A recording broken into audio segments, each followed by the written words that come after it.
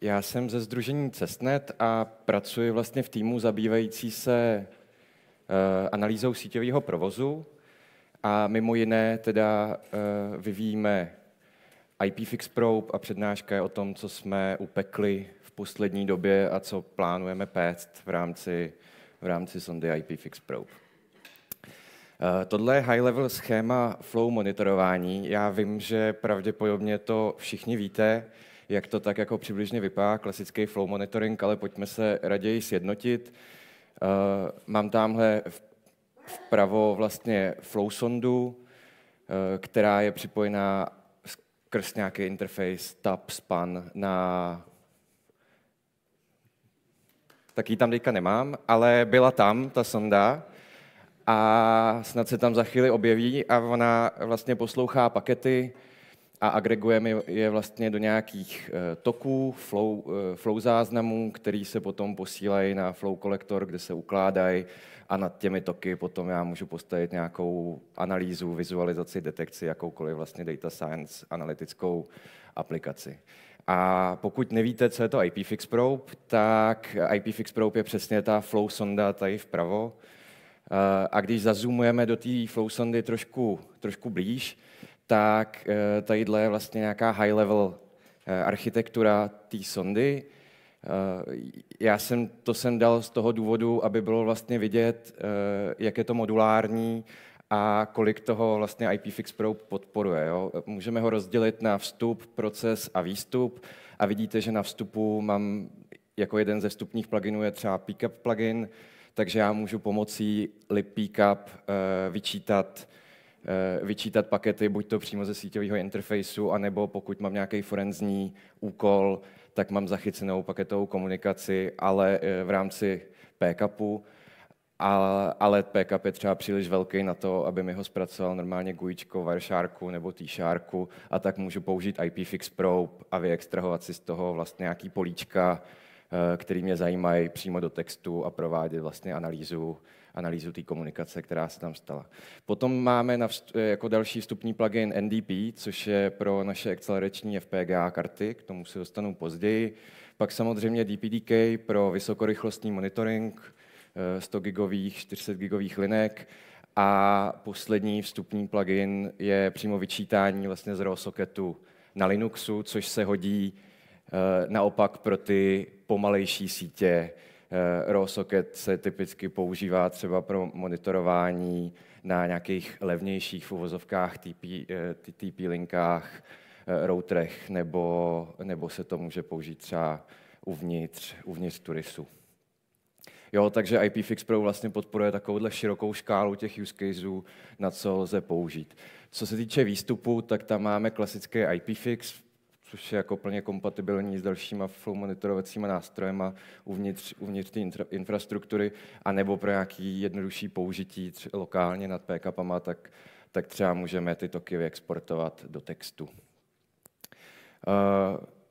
Výstupní informace, který IPFix Probe dává, tak přirozená reprezentace pro něj je obousměrný flow. Už jsme se rozhodli, že budeme používat obousměrný flow z několika důvodů, hlavně kvůli té analýze.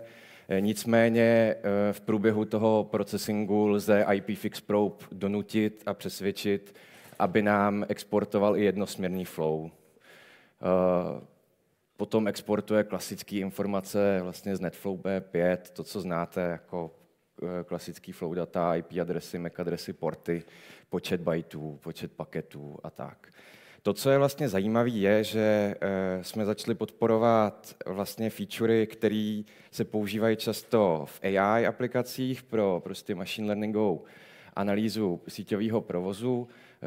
Ta první odrážka, to je pstats vektor, což je vlastně sekvence paketových délek a mezipaketových mezer, tak aby se nad tím se vlastně ten machine learning natrénuje a může vytvořit jakýkoliv vlastně klasifikační task, který po něm chceme.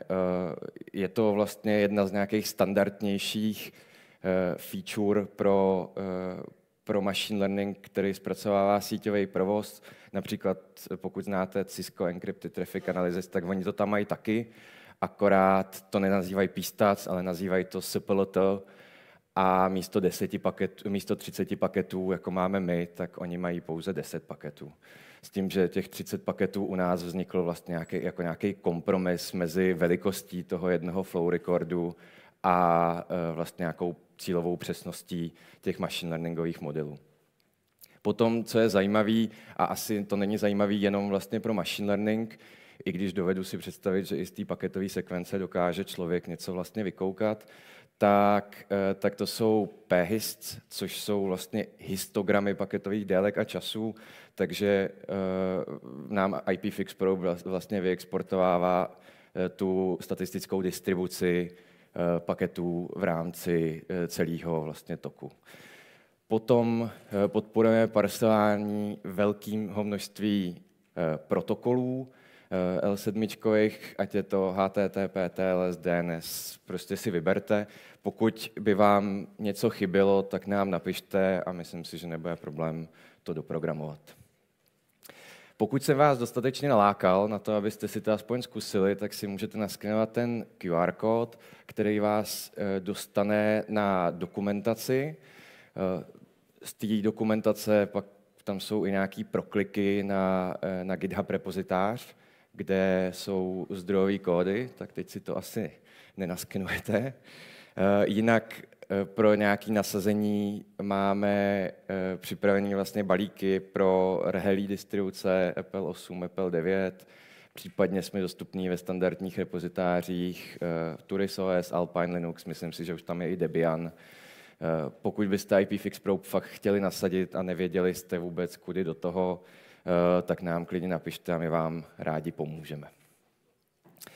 Aby to nevypadalo, že je to vlastně jenom nějaký studentský projekt, který nikdo moc nepoužívá, tak ho používáme na CESNetu a IPFix Probou monitorujeme vlastně peeringové linky sítě CESNet.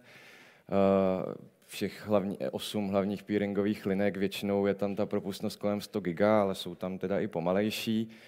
A monitorujeme to pomocí vlastně standardních serverů dvouúčkových, který se dají normálně koupit. Jsou tam 2 CPUčka, nějaká 100 gigabajtů ramky, ale to, co je vlastně důležité pro ty vysokorychlostní linky, aspoň u nás na tom CESNetu, je, že tam máme vlastní karty SmartNICy s FPGA čipem, ve kterém nám běží vlastní firmware.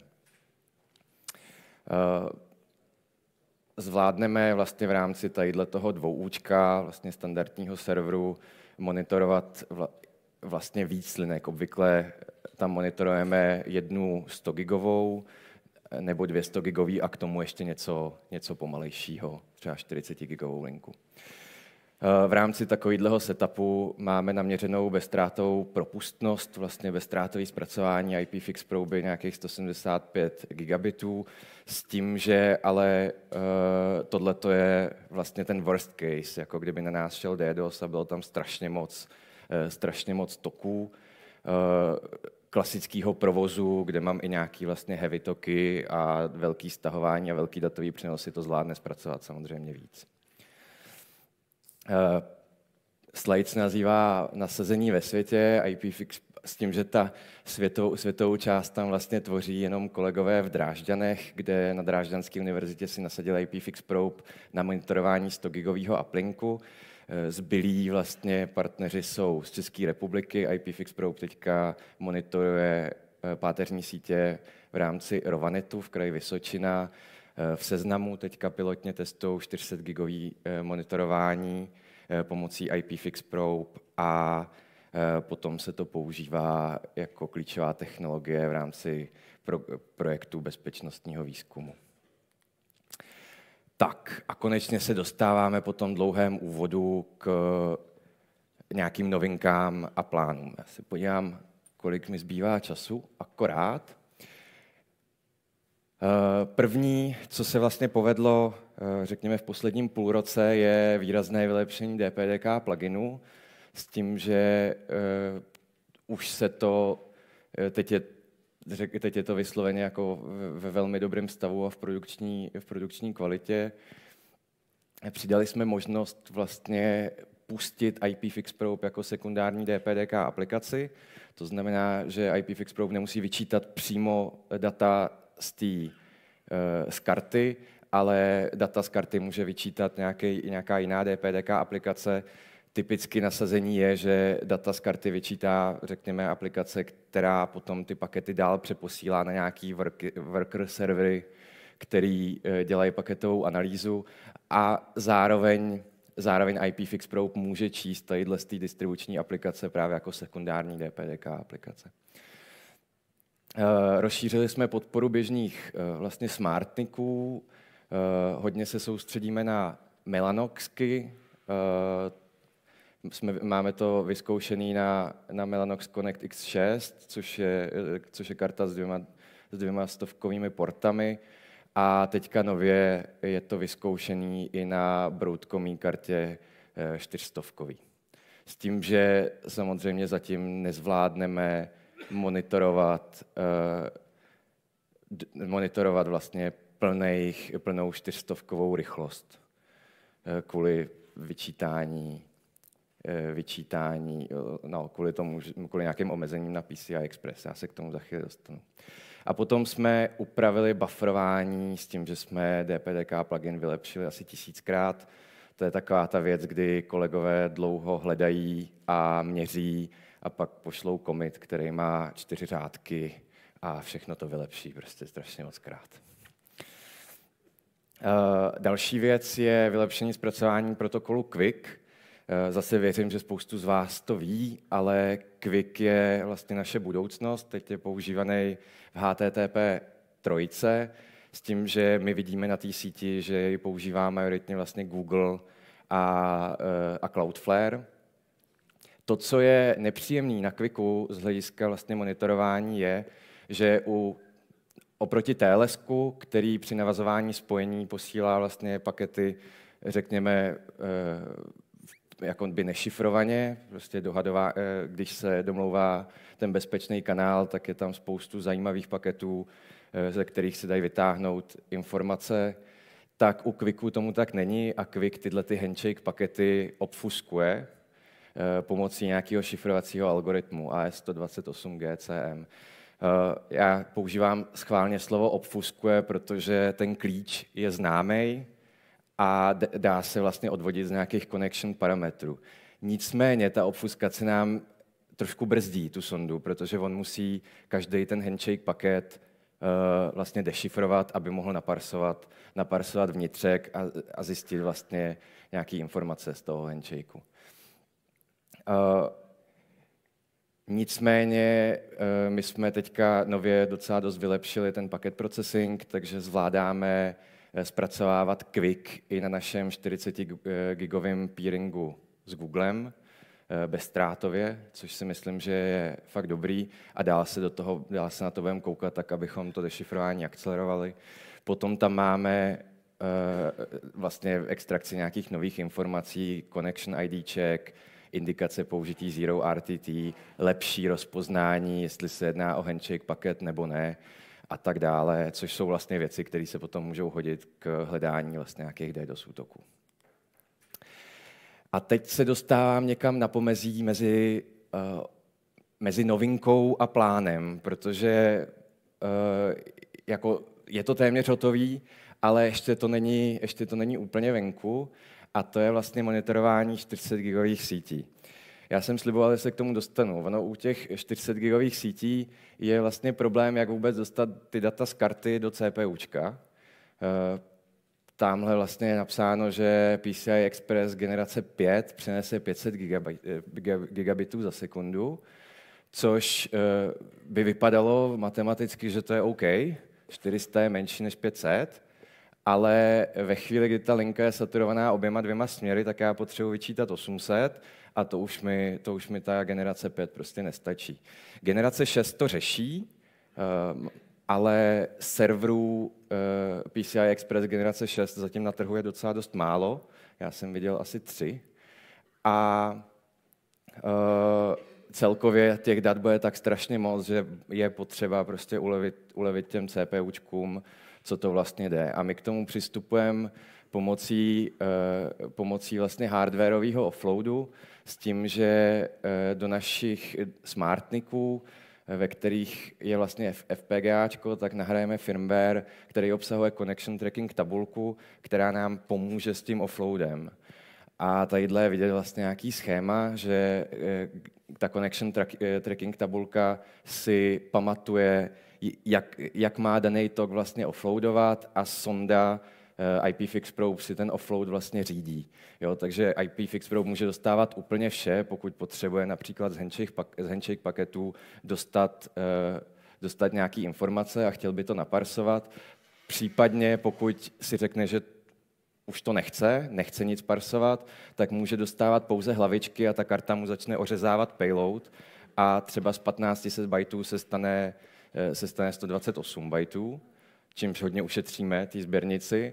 A ve chvíli, kdy už nepotřebuje ani ty hlavičky, tak může vlastně zapnout tu třetí část, což je vlastně flow info, kdy samotný hardware počítá flow-based informace, to znamená, on nám spočítá, kolik paketů prošlo a kolik bajtů prošlo k danému toku a jednou za sekundu nám to pošle do CPUčka, do softwaru, abychom si to aktualizovali. Samozřejmě takovýhle offload je docela drahej na to řízení, tím pádem my nepředpokládáme, že bychom takhle offloadovali vlastně všechny toky, to nemá vůbec jako smysl.